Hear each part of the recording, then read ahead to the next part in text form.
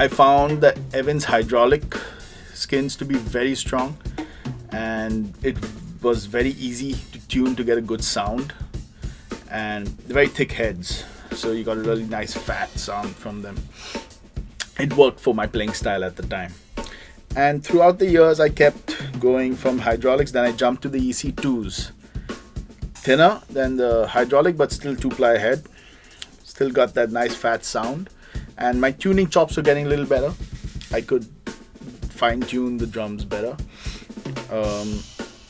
And I went between EC2 clear and the coated.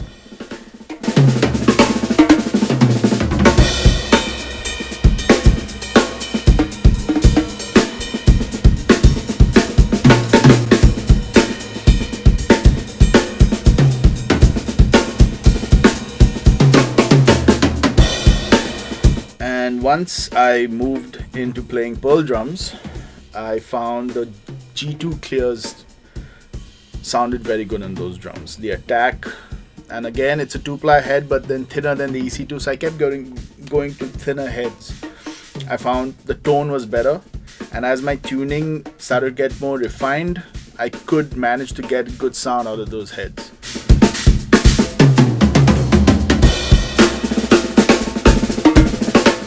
But I always liked G1 coated on the snares. I think because the snare is probably the most used drum on the drum kit. It's the center of the drum kit, and the tonal range that I got from a G1 head on the snare drum was epic. I mean, from like being really subtle to being really loud and get that great attack, and if I tuned it down it was fat, you know, so it worked for everything.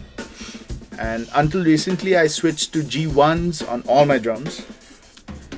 Because my tuning got a little better, I could understand how to work a single ply head on like a 10-inch tom right up to an 18-inch floor tom. And I think the drums sing incredible with thinner heads.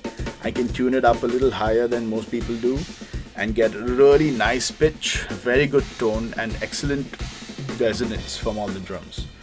And right now that's my go-to head, the Level 360 Evans G1 coated on all the drums.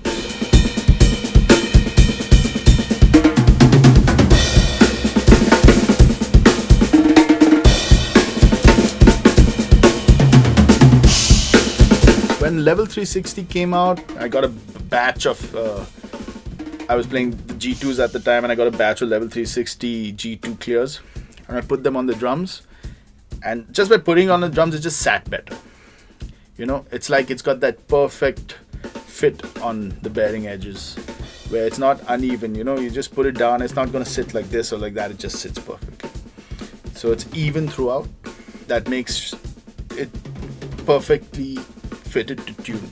You just put the rim on, put the lugs in, just finger tighted, one turn each, and it's there. And then you just choose your desired tone and tuning. And it made it so easy and very true sounding.